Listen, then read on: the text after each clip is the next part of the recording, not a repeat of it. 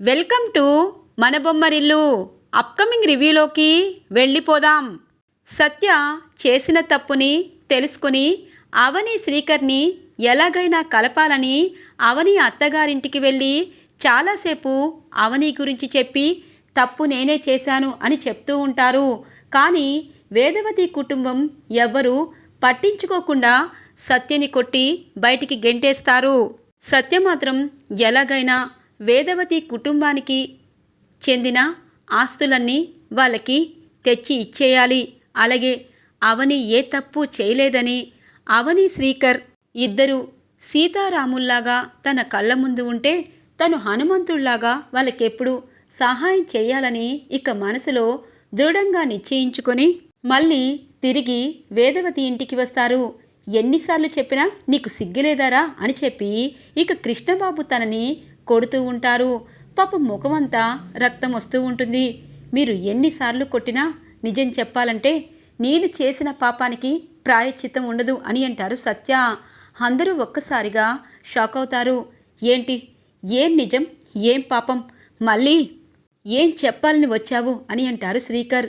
ఖచ్చితంగా నిజం చెప్తాను, అప్పటికైనా మీరు అవని ఏ తప్పు చేయలేదని తెలుసుకోవాలి అనగానే మరో నాటకం మొదలుపెట్టాడు అని చెప్పి అంటూ ఉంటారు కృష్ణబాబు. మీరు ఆగండి, ఏం చెప్పాలనుకుంటున్నావు అని అంటారు ప్రసాదరావు. ఇంతలో అవని నేనే కావాలని సత్యని రెచ్చగొట్టి ఆస్తులన్నీ పోయేటట్టు చేశానని అత్తయ్య బావ అందరూ అనుకుంటున్నారు. నేను కాదు అని చెప్పి నిరూపించాలి అని చెప్పి వేదవతి ఇంటికి వస్తూ ఉంటుంది ఆటోలో అవని. కరెక్ట్గా గుమ్మం దగ్గర ఆగుతుంది. ఇంతలో సత్య కనిపిస్తారు. సత్య ఇక వేదవతి కుటుంబానికి చెప్తారు, నిజమే, నన్ను మీరు నమ్మద్దు. మీ ఆస్తులు పోవడానికి నేనే కారణం. ఆ ఆస్తులన్నీ నేనే తిరిగి మీకు ఇప్పిస్తాను, అంటే మీకు చెందేలా చేస్తాను. కానీ ఒకటి మాత్రం నిజం, అవని ఏ తప్పు చేయలేదు. అవని నాకు ఏమీ చెప్పలేదు. ఇంకొక నిజం కూడా చెప్తాను, అక్షయ్ DNA రిపోర్ట్స్ మార్చింది నేనే అని చెప్పి అంటారు. అవని ఒక్కసారిగా గుమ్మం దాకా వచ్చిన సత్య మాటలకి ఇక షాక్ అయిపోతుంది.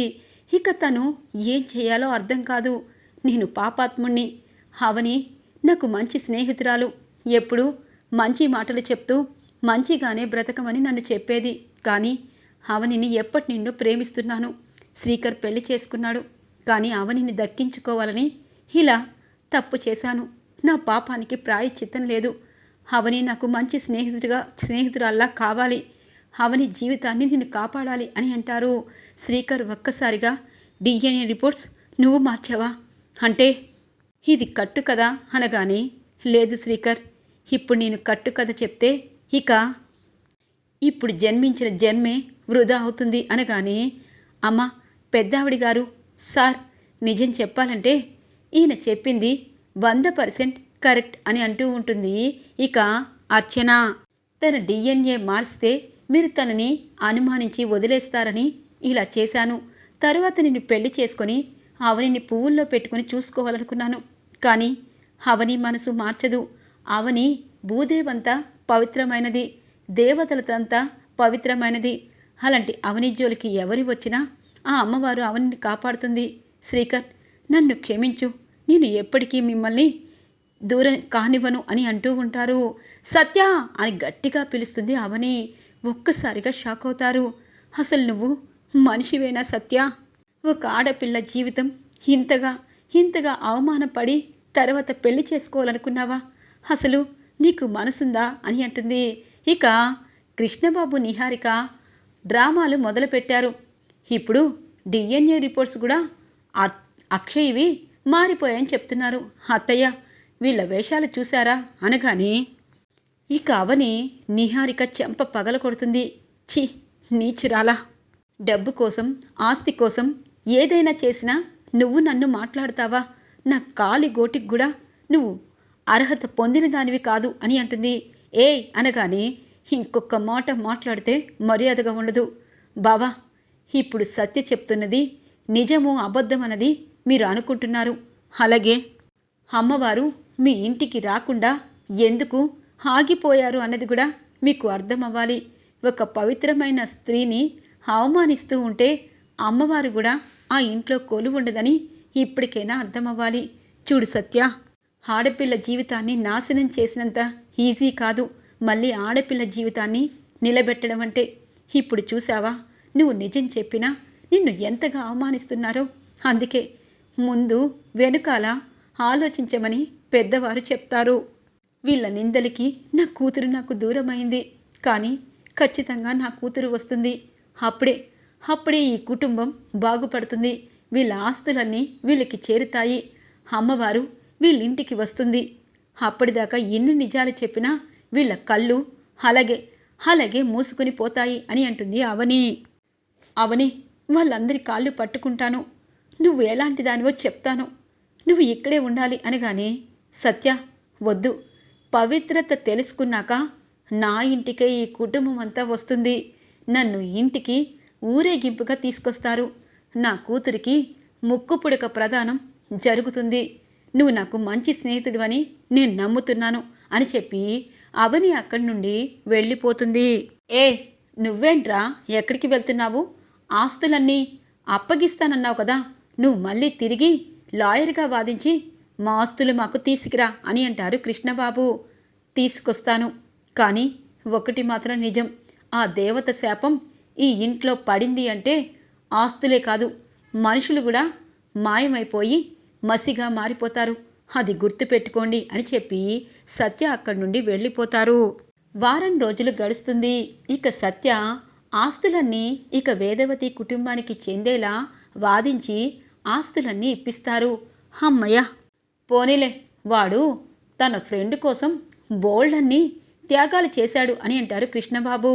ఇక వేదవతి అంటుంది, ఏమండి, మన ఆస్తులు మనకి వచ్చాయి, ఆ అమ్మవారు కూడా మన ఇంటికి ఎప్పుడొస్తుందో ఏమో అనగానే, ఆ అక్షయ్ రావాలి అంటే ఖచ్చితంగా మీరు వెతకాలి పెద్దావిడి గారు అని అంటుంది అర్చన.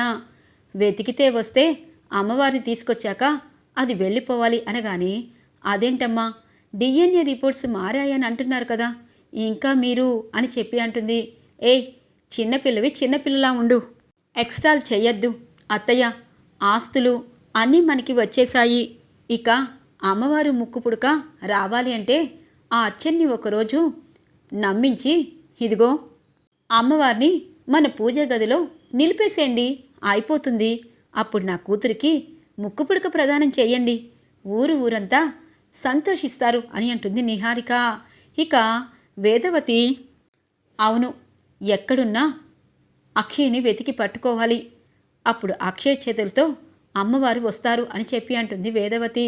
అమ్మా, నేను అక్షయ్ని ఎలాగైనా పట్టుకుంటాలే, నువ్వేమీ కంగారు పడద్దు అని అంటారు కృష్ణబాబు. ఇక సుజాత నరసింహ అవనితో అంటూ ఉంటారు, చూసావా అవని, ఆ సత్య మళ్ళీ తిరిగి వాళ్ళకి ఆస్తులు వచ్చేటట్టు వాదించాడంట, కానీ మీ అత్తవారికి మాత్రం నీ పైన నమ్మకం లేదు, ఎందుకో వాళ్ళంత మూర్ఖంగా ఉన్నారు. పాపం సత్య తను చేసిన తప్పుకి ఈ ఊరు విడిచి వెళ్ళిపోతున్నాడంట అనగానే, అవునా, సత్య ఎందుకు వెళ్తున్నాడు, తను తప్పు చేయలేదు కదా అనగానే, పోనీలే అవని, తన తప్పుని తెలుసుకొని వాళ్ళమ్మ అతను ఎక్కడికో వెళ్తున్నారు, తన్ని నువ్వు డిస్టర్బ్ చేయొద్దు అని అంటుంది. ఇక సుజాత, సరే అక్క, కానీ నా కూతురు ఎక్కడుందో తెలుసుకోవాలి అని చెప్పి అంటూ ఉంటుంది. ఇది ఇలా ఉండగా నిహారిక కృష్ణబాబు మాట్లాడుకుంటూ ఉంటారు. ఇంతలో నిహారిక బావ అవినాష్ వస్తారు. ఏంటి నన్ను రమ్మన్నారు అనగానే, మా ఆస్తులన్నీ మాకు వచ్చేశాయి, ఇప్పుడు శ్రీకర్కి మాకు వంతు పడుతుంది, అలాగే అల్లుడు కూడా ఇంట్లో పడి ఏడుస్తున్నాడు కాబట్టి వాడికి కూడా ఇవ్వాలి అని అంటుంది నిహారిక. అలా ఇవ్వాలి అంటే ఇచ్చేయాలి కదా, మరి ఆస్తులన్నీ ఎవరి పేరు మీద ఉన్నాయి అనగానే, ఎవరి పేరు మీద ఉంటాయి, మా మావయ్య గారు తెలివిగా మా అత్తయ్య వేదవతి పేరు మీద అన్ని ఆస్తులు పెట్టేశారు, అందుకే ఇప్పుడు ఆవిడ గారు అందరికీ కలిపి రాస్తారేమో, కానీ ఆ ముక్కు పుడక అమ్మవారు మనం దక్కించుకుంటే ఈ ఆస్తులే అవసరం లేదు అని అంటారు కృష్ణబాబు. లేదు, దానికంటే ముందు ఆస్తి మొత్తం మీ సొంతం కావాలంటే అనగానే, నాకు తెలుసు బావా, మా అత్తయ్యని చంపేయాలి అంతే కదా అనగానే, చంపేస్తే ఆస్తి ఎలా వస్తుంది అని అంటారు కృష్ణబాబు. చంపేస్తే కాదు, తను సంతకం మన ఒక్కరికి ఆస్తి చెందాలని చేయించుకున్నాక తను ఎలాగో ఒకసారి ఆత్మహత్య చేసుకోవాలనుకున్నారు, అలాగే చేసుకుందని అనుకుంటారు అని అంటారు నిహారిక. లేదు, మా అమ్మని అలా చేయొద్దు బంగారం అనగానే, చూడు, ఆస్తి కోసం మనం ఏదైనా చెయ్యాలి, ఇక ముక్కుపుడుకంటావా? మీ అమ్మంటే నీకు ప్రేమే, కానీ ఆస్తి అని చెప్పి అంటుంది నిహారిక. వద్దొద్దు, అలా చెయ్యొద్దు అని అంటారు కృష్ణబాబు. ఇక అప్పుడే వచ్చిన వేదవతి నిహారిక మాటల్ని వింటుంది. ఒక్కసారిగా షాక్ అవుతుంది. చూడు, ఈ ఇంట్లో అవని తల్లో నాలికలాగా ఈ ఇంటి శ్రేయస్ కోసం చాలా సంవత్సరాలు ఉంది. కానీ ఇప్పుడు అవనిపై నింద పడేలా ఆ రోజు ఆ లాకెట్లో శ్రీకర్ కాకుండా ఇటువైపు సత్య ఫోటో ఉండేటట్టు నేను సెట్ చేశాను. తరువాత నర్స్ కావాలనే సంతకం చేయించి సత్య చేయించాడని అందరితో నమ్మబలికాను. అవనిని బయటికి గెంటేశాను. ఇప్పుడు ఆ సత్యేమో ఇంకా మనకి హెల్ప్ చేసినట్టు DNA మార్చేసి ఇప్పుడు నిజం బయట పెట్టాడు. కానీ ఆ నిజాన్ని అలాగే ఉంచాలి. అవని దేవత, తప్పెందుకు చేస్తుంది? అందుకే అమ్మవారు తన ఇంట్లో కొలువున్నారు. ఇప్పుడు అత్తయ్య ఈ నిజాలను తెలుసుకుంటే ఇక అవనిని దేవతలా పూజిస్తారు. తన కూతురికి ముక్కు పుడక ఇచ్చి ప్రదానం చేస్తారు. మనం ఎప్పుడూ వాళ్ళు ఇచ్చేదానికి ఆశపడాలి. అందుకే మీ అమ్మగారిని అని అంటుంది నిహారిక. ఇక వేదవతి నిహారిక మాటలు విని ఒక్కసారిగా కుప్పకూలుతుంది. ప్రసాదరావు, ఏమైంది వేద అనగానే, తప్పు తెలుసుకున్నాను. నిజం చెప్పాలంటే నేను పెద్ద తప్పు చేశాను. దేవత లాంటి అవనిని అపార్థం చేసి అవమానించి ఆ దెయ్యం లాంటి నిహారిక మాటలు నమ్మి చాలా ఘోరమైన పాపాలు చేశాను. నా పాపానికి ప్రాయశ్చిత్తం లేదు అని అంటుంది వేదవతి. వేద, ఎందుకిలా ఏ నిజం తెలుసుకున్నావు అనగానే నిహారిక కుట్రలన్నీ తన నోటి వెంటే వినడం చెప్తుంది వేదవతి. పాపం ప్రసాదరావు ఒక్కసారిగా షాక్ అవుతాడు. అవనికి సొంత మేన కోడలైనా తనని నేను కూడా అవమానించాను. వేద, ఎంత తప్పు చేశాము. రేపు మనం అవనిని ఇంటి కోడలుగా తీసుకురావాలి అని చెప్పి అంటూ ఉంటారు. తప్పకుండా చెయ్యాలి. ఈ నిజం ఎవరికీ చెప్పకూడదు. శ్రీకర్ ప్రేమగా ప్రేమించి చేసుకున్న భార్యని దూరం చేశాము అని చెప్పి వేదవతి చాలా బాధపడుతూ ఉంటుంది. తెల్లగా తెల్లవారుతుంది. వేదవతి ప్రసాదరావు ఇక అందరితో చెప్తూ ఈరోజు ఒక మంచి పని చేయబోతున్నాము అని చెప్పి అవని ఇంటికి వస్తారు. ఇక సుజాత అవని కోపంగా చూస్తూ ఉంటారు. ఏంటి కోపంగా చూస్తున్నారు? ఏమైంది మీకు అని అంటుంది వేదవతి. ఓ, ఆస్తులు వచ్చాయి కదా, ఒకవేళ అవని మీకు వంతుకి వస్తుందని ముందే హెచ్చరించడానికి వచ్చారా? ఆ రోజు ఆస్తంతా మీకే చందాలను రాసిచ్చింది కదా, ఇంకా ఎందుకు వచ్చారు అని అంటుంది సుజాత. వసే, ఆపవే, ఎప్పుడు ఆస్తులు పాస్తులు ఇగిలా అంటే అలా గయ్యమంటావు ఏంటి అవని? నీ అత్తవారింటికి నువ్వు రావా? నీ బావ నీ కోసం ఎదురు చూస్తున్నాడు కదా అని అంటుంది వేదవతి. అత్తయ్య అని అంటుంది. అవునే, అవును, చిన్నదానివైనా ఎన్ని మాటలన్నా భూదేవిలా ఎలా సహించావే? ఏ తప్పు చేయని నువ్వు ఎందుకు సహించావు అనగానే, అత్తయ్య మీరేనా మాట్లాడుతున్నది అనగానే, తప్పు చేశాను, పాపం చేశాను. ఇప్పటికీ నిన్ను ఇంటికి తీసుకువెళ్ళకపోతే ఆ భగవంతుడు నాకు తగిన శిక్ష వేస్తాడు. అమ్మ అవని, నువ్వు చాలా అంటే చాలా మంచిదానివి, ఏ తప్పు చెయ్యవు. ఇకపై నిన్ను దేవతలా కొలుచుకుంటాను. నా మనవరాలు అక్షిని ఎలాగైనా తీసుకొస్తాను. అలాగే ఆ ఇంటికి అమ్మవారిని ముక్కు పొడకని తీసుకొచ్చే గొప్ప మనుషులు మీరు.